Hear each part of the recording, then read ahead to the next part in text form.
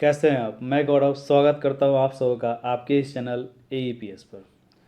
सबसे पहले आप में से बहुत लोग डायरेक्ट कमेंट करते हैं या फिर टेलीग्राम पे बोलते हैं। मैंने आपको ऑलरेडी बता दिया है, मैंने अपना आपको व्हाट्सएप का नंबर दे दिया है, नीचे डिस्क्रिप्शन में भी नंबर मैंने डाल रखा है। आपको जो भी क्वेश्चन में, जो भी सब्जेक्ट में, जिस भी शब्द में आपको प्रॉब्लम है आप मुझे व्हाट्सएप कीजिए। F12 तक जब वीडियो ख़त्म हो जाएगा, जब मैं F12 तक कंप्लीट करवा दूंगा, उसके बाद एक डाउट क्लास में जितने भी लोगों का प्रॉब्लम होगा सबको मर्ज करके एक साथ मैं एक्सप्लेन कर दूंगा। क्लियर। अब तक F10 तक का वीडियो जो लोग भी नहीं देखे हैं, नीचे डिस्क्रिप्शन में यानी कि जो एक एरो मार्क्स है उस पर क्लिक कीजिएगा तो डिस्क्रिप्शन खुल जाएगा, या फिर चैनल के प्लेलिस्ट में जाकर 2019 से 21 जो डिलेट का प्लेलिस्ट है उसमें आपको सारा वीडियो मिल जाएगा। आप वहाँ से देख लीजिए, 2 से 3 बार देखिएगा, सारा पेपर आपका बढ़िया जाएगा। देखिए, आप में से बहुत लोग बोलते हैं कि सर पूरा एक्सप्लेन कीजिए। एक्सप्लेन तो आपके प्रोफेसर आप जहाँ पढ़ते हैं वहाँ भी होता है, आपके हाथ में जो बुक है, जो गाइड है, उसमें भी एक्सप्लेन किया हुआ है। मेरा काम है बस उस शब्द को आपके डेली रूटीन से जोड़ देना, आप आपके पर्सनल लाइफ से जोड़ देना। क्योंकि जितना भी डीलेड हुआ या बीएड हुआ या फिर सीटेट या टीटी या कोई भी स्टेट का एग्ज़ाम जिसमें पेडागोजी पढ़ना है, वो आपके लाइफ से इंटरेक्ट है। पेडागोजी का और आपके लाइफ का एक इंटर कनेक्शन है। मेरा काम है, क्योंकि जिस प्रकार से मैं पढ़ता हूँ, मैं स्टूडेंट हूँ, मैं सर नहीं हूँ, मैं कोई प्रोफेसर नहीं हूँ, मैं भी एक स्टूडेंट हूँ। बस अपनी एक आदत सी है, यूट्यूब पर वीडियो बनाना, हेल्प करना, ये अपनी एक आदत सी है, पर मैं भी एक स्टूडेंट ही हूँ। तो किसी भी शब्द को, किसी भी प्रश्न को जब आपके साथ में इंटरेक्ट कर देता हूँ तो आप उस पर ऑटोमेटिक 4 पेज, 6 पेज, 8 पेज लिख सकते हैं। यहाँ पे 2 लाइन में आपको आंसर नहीं लिखना है कि मैं आपको पूरा डिफिनीशन लिखवा दूँ और आप उसको रट के लिख लीजिए। मैं उसी शब्द को आपके लाइफ से जोड़ देता हूँ, इतना ईजी करके मैं आपको बताता हूँ। तो आप उस पर 2000 वर्ड भी लिख सकते हैं। 200 तो बहुत छोटी बात है, जब आपके लाइफ से जुड़ जाएगा तो आप, कोई भी इंसान अपने लाइफ के बारे में बहुत कुछ लिख सकता है। तो एक टीचर यानी कि जो आपका ये एग्ज़ाम है, एक टीचर भी आपको बनना है, एक स्टूडेंट भी आपको बनना है, और आपको पेरेंट्स भी बनना है, आपको समाज भी बनना है। सब कुछ आपको अपने ऊपर में लेकर आपको इसका एग्ज़ाम देना है। कुछ हार्ड वर्ड होते हैं जिसको मैं आपको यहाँ पे क्लियर कर देता हूँ। तो आइए शुरू करते हैं। F11 यानी कि कला समेकित शिक्षा। आज आपका महापर्व छठ समाप्त हो गया और बहुत जल्द आपका F12 तक भी समाप्त हो जाएगा। अब रिलैक्स मूड में प्लेलिस्ट देखिए और पढ़ाई का तैयारी कीजिए। ये पेपर आपका 40 मार्क्स का होगा। इसमें एक क्वेश्चन बढ़ जाएगा, जो कि शॉर्ट में जो 5 नंबर का 5 क्वेश्चन होता है ना, तो इसमें 6 क्वेश्चन हो जाते हैं। तो ये 40 नंबर का आपका पेपर है, कला समेकित शिक्षा। क्लियर है। क्वेश्चन नंबर 1, कला शिक्षा की अवधारणा एवं महत्व के बारे में लिखिए। देखिए, जो विषय है ना कला, आपको पता है कि इस पृथ्वी पे हर एक इंसान अपने आप में कलाकार है। अगर आप सहमत होइएगा तो कमेंट में अवश्य बताइएगा कि मैं सही बोल रहा हूँ कि नहीं। हर एक इंसान अपने आप में कलाकार है। अगर आप छठ पर आपके घर में हुआ होगा, आपने अपने घाट को सजाया होगा, डेकोरेट किया होगा, तो आप भी एक कलाकार हैं। कला का मतलब ये नहीं है कि सिर्फ गाना गाना, नृत्य कर देना, पेंटिंग बनाना, और जो आर्टिस्ट बन गया वही कलाकार है। कलाकार हर एक आदमी है, हर एक कॉमन इंसान है। अपनी सोच को, अपनी विचार को, अपनी भावनाओं को अपने ज्ञानेंद्रियों के माध्यम से, ज्ञान इंद्रिया कहने का मतलब हो गया अपने उंगलियों के माध्यम से अपने विचार, अपने भाव, अपने फीलिंग्स को व्यक्त करना ही क्या है, कला है। क्लियर। तो इसमें बोल रहा है कला शिक्षा की अवधारणा एवं महत्व के बारे में लिखिए। तो इसको आप कैसे लिखिएगा, तो देखिए, विभिन्न प्रकार की सामग्रियाँ, माध्यमों और तकनीकों के द्वारा मुख्य रूप से अपने विचारों, संवेगों और भावनाओं की कल्पनाशीलता एवं सृजनात्मकता के साथ आत्म अभिव्यक्ति का साधन क्या है, कला है। कितना हार्ड वर्ड में है, इसी को मैं आपको इजी करके पहले बताया। अब पूछ रहा है इसका महत्व। तो देखिए, कला से क्या होता है कि विद्यार्थियों में सौंदर्य बोध, सौंदर्य सराहना की भावना विकसित करता है। कला शिक्षा के द्वारा विद्यार्थियों में अवलोकन की कुशलता विकसित होती है।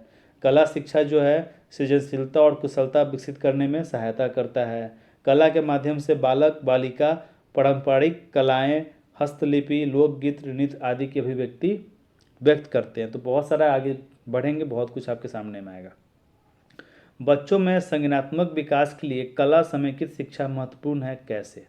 तो देखिए, समय संज्ञात्मक विकास कहने का मतलब क्या हो गया, अपने अनुभव और ज्ञानेंद्रियों के माध्यम से जो ज्ञान प्राप्त होता है उसको हम लोग क्या बोलते हैं, संज्ञात्मक विकास बोलते हैं। ठीक, अब आपसे पूछ रहा है कि संज्ञात्मक विकास में कैसे क्या करना है।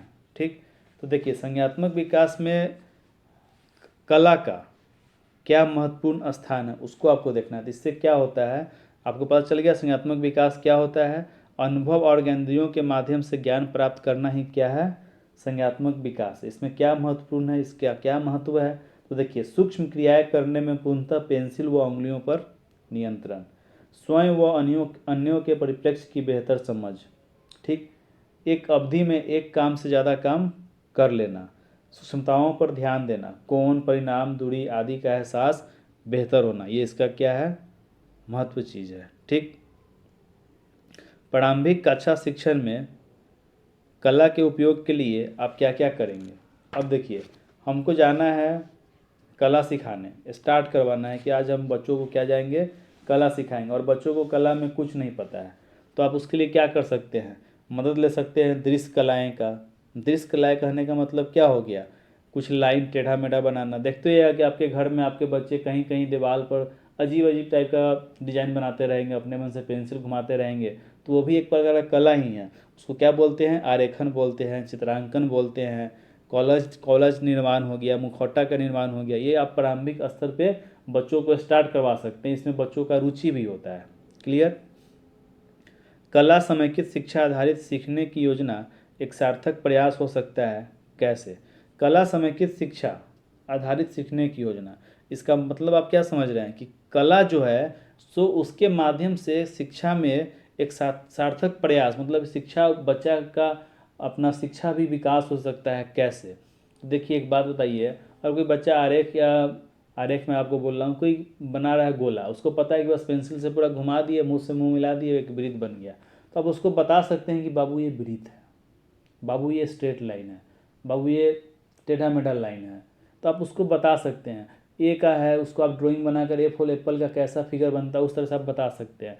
तो कला को आपको जोड़ देना है विषय वस्तु के साथ में, फिर बच्चा आपका क्या होगा, इंटरेस्ट के साथ पढ़ेगा, रुचि के साथ पढ़ेगा। यानी कि कला अपनी जगह और विषय वस्तु अपनी जगह, आपको एज ए टीचर दोनों को मर्ज करके एक रुचिपूर्वक आपको एक्सप्लेन करना है कि बच्चे आपके उस पढ़ाई में रुचि लें और ज़्यादा से ज़्यादा ध्यान केंद्रित करके सीखें। पर्यावरण अध्ययन के किसी एक पाठ को उदाहरण देकर बताएं कि सीखने की प्रक्रिया में प्रदर्शन कला के किन किन तरीकों का प्रयोग किया जा सकता है। प्रदर्शन कला करने का मतलब हो गया जिसको हम लोग प्रदर्शित करते हैं, संगीत, नृत्य, मंच पर भाषण देने, सब क्या है, अपना प्रदर्शन कला है। तो पर्यावरण अध्ययन क्या बोल रहा है, तो एक बात बताइए, पर्यावरण अध्ययन में अपना क्या आ जाएगा, वातावरण प्रदूषण है और मान लीजिए किसी जगह आसपास में सफाई अभियान हमको करवाना है, तो ये पर्यावरण का पाठ हो गया।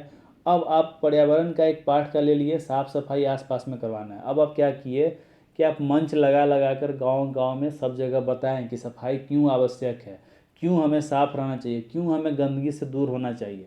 तो ये सारा कुछ बताया, तो ये आपका एक पर्यावरण का पाठ भी हो गया और प्रदर्शन कला का एक एग्जाम्पल भी हो गया कि आपने मंच का प्रयोग करके लोगों को जागृत किया। क्लियर। हिंदी के किसी एक पाठ का उदाहरण देकर बताएं कि सीखने सिखाने की प्रक्रिया में प्रदर्शन कला के किन किन तरीकों का प्रयोग किया जा सकता है। हिंदी का कोई भी पाठ ले लीजिए, कोई कहानी ले लीजिए, कोई कविता ले लीजिए, अब उसको आप नृत्य के माध्यम से बता सकते हैं, आप उसको क्या बोलते हैं, नाट्य के माध्यम से बता सकते हैं। कोई अगर कहानी है उसका आप नाटक रूपांतरण करके मंच पर बता सकते हैं, उसका आप संगीत नृत्य के साथ बता सकते हैं, आप उसका कठपुतली का खेल बनाकर दिखा सकते हैं। तो ये सारा अपना क्या हो जाएगा, हिंदी का कोई भी एक उदाहरण दे सकते हैं आप। क्लियर। कला शिक्षण में मूल्यांकन के विभिन्न उपागम एवं तकनीक के बारे में लिखिए। अब देखिए इसमें विभिन्न तकनीक पूछ दिया, तो इसको आपको थोड़ा सा रीड आउट करना पड़ेगा कि इसको ध्यान में रखना पड़ेगा। तो मैं आपको जो बोलूँगा उसको आप लोग लिख लीजिएगा। ठीक, तो देखिए मूल्यांकन के विभिन्न उपागम, मूल्यांकन कहने का मतलब क्या हो गया कि आपने क्या सिखाया है और बच्चों ने कितना सीखा है, इस चीज़ का आप आकलन कर रहे हैं, उसी को क्या बोलते हैं, मूल्यांकन। इसमें अवलोकन करना हो गया, पूछ रहा है ना कि कला शिक्षा मूल्यांकन के विभिन्न उपागम एवं तकनीक के बारे में लिखिए। तो उपागम में क्या हो गया अपना पहला अवलोकन। अवलोकन कहने का मतलब हो गया प्रत्यक्ष अवलोकन, जो बच्चे कार्य कर रहे हों तब, अप्रत्यक्ष उनको होमवर्क देकर, अनौपचारिक और औपचारिक, उसके बाद प्रदत्त कार्य यानी कि होमवर्क अपना हो गया, उसके बाद परियोजना, बच्चों का portfolio, check list, rating skill, घटना वृत्तांत, प्रदर्शन, साक्षात्कार यानी कि इंटरव्यू। क्लियर है, ये सब इसका क्या है, उपागम है।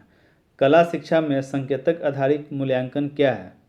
संकेतक आधारित मूल्यांकन क्या है, उदाहरण के साथ स्पष्ट करें। अब देखिए इसका मतलब क्या होता है कि संकेतक कहने का मतलब हो गया इसमें मूल्यांकन का वही प्रोसेस होता है, पर इसको 3 चरण में बांट दिया जाता है। ठीक, इसमें क्या होता है कि बच्चा भाग लिया, अब बच्चा का स्टार्टिंग से लेकर, मान लीजिए कि आपने आज सिखाया ड्राइंग कराना, तो ड्राइंग में बच्चा स्टार्टिंग के 3 दिन में कितना सीखा, फिर 3 दिन बाद क्या सीखा, फिर 3 दिन बाद क्या सीखा, तो इसको 3 चरण में बांट देता है, first step, second step and third step, यानी कि पहला स्तर, दूसरा स्तर और तीसरा स्तर। पहला दिन बच्चा गया, उसमें बच्चा का रुचि है कि नहीं है, दूसरा दिन कितना रुचि हुआ, तीसरा दिन रुचि बढ़ा कि नहीं बचा, उसको क्या मतलब बोल सकते हैं, रुचि को सहभागिता, समझ, प्रतिक्रिया, ये सब आपको 3 चरण में बांटकर बता देना। दृश्य कला की आवश्यकता शिक्षा में क्यों है? अब देखिए दृश्य कला कहने का मतलब क्या हो गया, दृश्य कला का कहने का मतलब हो गया जो मैं आपको बता रहा था, आरेखन, चित्रांकन, कोलाज निर्माण, छपाई, मुखौटा का बनाना, मिट्टी के बर्तन को बनाना, सब क्या है, अपना दृश्य कला है। अब इसका जो उपयोग शिक्षा में क्या है, तो अब ज़रा सोचिए, दृश्य कला जो क्या है, पाठचर्या का एक महत्वपूर्ण अंग है। ठीक, दृश्य कला में क्या होता है कि नए अनुभवों के सृजन और पुराने अनुभवों की निरंतर सुनिश्चित करती रहती है। बच्चा क्या होता है, शिक्षा में दृश्य कला क्या है, एक महत्वपूर्ण स्थान रखता है। जैसे कि कला के माध्यम से कल्पना की अभिव्यक्ति होती है, लेकिन जिस सहजता से कल्पनाओं की सार्थक अभिव्यक्ति दृश्य के माध्यम से होती है वो अपने आप में अद्वितीय है।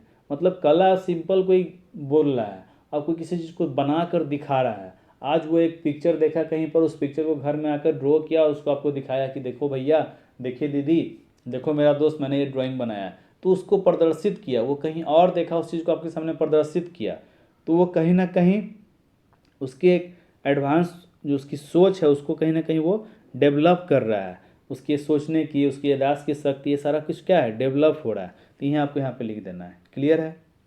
दृश्य कला के विविध प्रकार का उदाहरण सहित वर्णन करें। तो देखिए दृश्य कला जो होता है सो 2 प्रकार का होता है, द्वियामी और त्रियामी। द्वियामी को ही क्या बोलते हैं, चित्रात्मक कलाएं बोलते हैं। ठीक, तो देखिए द्वियामी में क्या क्या हो गया, आरेखन। आरेखन कहने का मतलब हो गया कि लाइन खींचना, उसमें रंग भरना, उसका चित्रांकन हो गया, कोलाज निर्माण हो गया। कोलाज मतलब समझ रहे हैं कि किसी भी वस्तु के आरेखन को सजाने के लिए उन पर किन्हीं वस्तुओं के, जैसे कि मान लीजिए कि कोई सर्कल का कोई शेप है, उसको उस पर रख दिया, उसके अंदर में हम चला दिए पेंसिल, बार्स पेंसिल चला दिए, तो सर्कल का शेप बन गया, तो उसी को बोलते हैं कोलाज बनाना। छपाई कला हो गया। ठीक, तो इसको आप लोग लिख लीजिएगा। त्रियामी कलाएँ में आ गया आपका मिट्टी का बर्तन, तेल मृतिका, मृतिका प्रतिरूपण, मुखौटा बनाना, मॉडल बनाना, ये सब अपना क्या है, त्रियामी कलाएं हो गया। क्लियर। 2 प्रकार दृश्य कला का, एक द्वियामी और एक त्रियामी। क्लियर। आप अपनी कक्षा के बच्चों का पोर्टफोलियो कैसे तैयार करेंगे? तो देखिए बच्चों के सतत विकास में इसका क्या योगदान है। तो पोर्टफोलियो कहने का मतलब हो गया बच्चों का स्टार्टिंग से लेकर अंतिम तक का जितना भी ब्यौरा होता है उसको हम लोग क्या बोलते हैं, पोर्टफोलियो। सतत एवं व्यापक मूल्यांकन का सबसे महत्वपूर्ण रिकॉर्ड क्या होता है, चाइल्ड पोर्टफोलियो। चाइल्ड मतलब कि बच्चा का पोर्टफोलियो, ये हर एक बच्चे का होता है।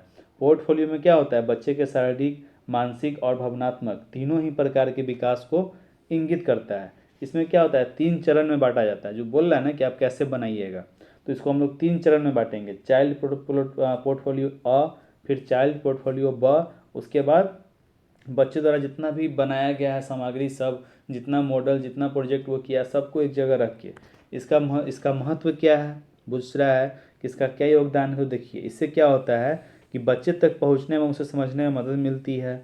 इसके द्वारा बच्चों के विकास के विभिन्न पहलुओं का विश्लेषण किया जा सकता है। बच्चों की विभिन्न प्रकार की गतिविधियों में शामिल होने की प्रक्रिया का अवलोकन के साथ साथ उसका विश्लेषण भी किया जा सकता है। तो पोर्टफोलियो मतलब कि बच्चा का संपूर्ण ब्यौरा। क्लियर। संगीत में गायन वादन से आप क्या समझते हैं, इसके प्रकारों के बारे में वर्णन करें। तो देखिए गायन वायन, संगीत यानी कि जहाँ पे गायन आ गया, वादन आ गया और नृत्य आ गया, तो ये तीनों मिलकर क्या हो जाता है, संगीत का निर्माण कर देता है। तो यहाँ पे बस नाम क्या आ रहा है, गायन और वादन का, यानी कि गाना और बजाना, जो उसका यंत्र सब हो गया, इसको हम लोग बजाते हैं, यहाँ से धुन निकलता है, सो वादन हो गया। तो इसको आप लिख लीजिएगा। अब प्रकार पूछ रहा है, तो मेनली क्या होता है, भारत में दो प्रकार के संगीत होते हैं, शास्त्रीय संगीत और भाव संगीत। शास्त्रीय संगीत में क्या होता है, व्यवहारिक भी होता है और सैद्धांतिक भी होता है। और भाव संगीत में चित्रपट संगीत होता है, लोक संगीत होता है और भजन होता है। क्लियर। संगीत के दो प्रकार होते हैं, शास्त्रीय संगीत और भाव संगीत। शास्त्रीय संगीत में व्यवहारिक शास्त्रीय संगीत और सैद्धांतिक शास्त्रीय संगीत। और भाव संगीत में तीन होते हैं, चित्रपट संगीत, लोक संगीत और भजन आदि। क्लियर। आपको किसी भी चीज़ में, किसी भी प्रश्न में डाउट हो, मैं आपका हर एक का पीडीएफ, प्रीवियस ईयर क्वेश्चन का पीडीएफ मैं आपको टेलीग्राम ग्रुप में डाल ही देता हूं, तो वहां से भी आप उस क्वेश्चन को हाईलाइट करके आप मुझे भेज सकते हैं। कहीं भी प्रॉब्लम होगा, मैंने आपको वादा किया है कि मैं आपके लास्ट में डाउट क्लास में आपको बता दूंगा। क्लियर। चलिए, अब क्या है अपना, प्रदर्शन कला के विभिन्न प्रकारों का उदाहरण सहित वर्णन करें। प्रदर्शन कला का विभिन्न प्रकार क्या हो जाएगा, संगीत हो गया, नृत्य हो गया, उसके बाद आपका नाट्य हो गया, जो भी प्रदर्शित कर सकते हैं मंच पर लगा के जो हम कार्य करते हैं, सो अपना प्रदर्शन कला का ही पार्ट हो गया। क्लियर। इसको आपको क्या करना है, डील कर देना। अब इसमें आपको एग्जाम्पल देना है। तो नृत्य में बहुत प्रकार का होता है, जो भी दो मन है, दो दो प्रकार लिख दीजिए। संगीत का भी प्रकार आपको मैंने अभी बता ही दिया है, तो आप उसको लिख सकते हैं। किन्हीं दो पर संक्षिप्त टिप्पणी लिखिए। मुखौटा, मुखौटा मतलब मास्क बनाना। आप वो पेपर का बनाइए, मोटा पेपर का बनाइए, मिट्टी का बनाइए, प्लास्टिक का बनाइए, कॉपी पे डिजाइन बनाए, उसको कट कर दीजिए, सब अपना क्या है, मुखौटा हो गया। दृश्य कला और प्रदर्शन कला मैंने आपको ऊपर में ही बता दिया। पुतली, यहाँ पे क्वेश्चन में पुतली लिख दिया है, पर आप पपेट जब सर्च कीजिएगा तो आपको पूरा नाम क्या आएगा, कठपुतली। कठपुतली आपको पता ही है, कठपुतली हम लोग किसी प्रकार से बना सकते हैं, मिट्टी का, हाथ में किसी तरह का बैंड लगाकर, तो कठपुतली बनाना, उसको आपको यहाँ पे लिखना है। तो ये था अपना F11। अब लास्ट आपका बच गया F12, ठीक, जो कि एकदम इजी है और उसको आप लोग एकदम इजीली से डील कर लीजिएगा, मुझे विश्वास है। बस आप लोगों से एक ही सपोर्ट चाहिए कि आप अपने अधिक से अधिक मित्रों को इस चैनल, यानी कि आप अपने इस चैनल पे जोड़िए, ताकि आपके सेकेंड ईयर में एकदम ब्रीफ पूरा अंदर में हम लोग डीपली इन करके पढ़ेंगे, ताकि आपका सीटेट में आपका 120 प्लस मार्क्स है। कहीं से भी कोई भी वीडियो देख लेने से कि एक महीने में पढ़ के नंबर ले आना है, तो वो सब छोड़िए, सारा कुछ तो आपको यहीं से आता है, तो हम क्यों दोबारा मेहनत करने जाएंगे। थोड़ा सा यहीं पर अगर डीपली पढ़ लेंगे तो अपना पेडागोजी पार्ट ही कंप्लीट हो जाएगा। 75 मार्क्स आते हैं पेडागोजी सीटेट में, हर विषय का मिलाकर। एक बार आपने डिलेट को अच्छे से पढ़ लिया तो आप उसका पेपर 1 इजीली क्लियर कीजिएगा 120 प्लस मार्क्स से। क्लियर है। बस अपने दोस्तों को जोड़िए ताकि मेरा भी मन लगा रहे, और आप में से जो भी लोग, सर मैडम जो भी चाहते हैं मेरे साथ में जुड़कर काम करना, वो जुड़ सकते हैं। जो आपका अच्छा विषय हो आप पढ़ाइए, आपका चैनल है, आपके लिए ओपन है। धन्यवाद।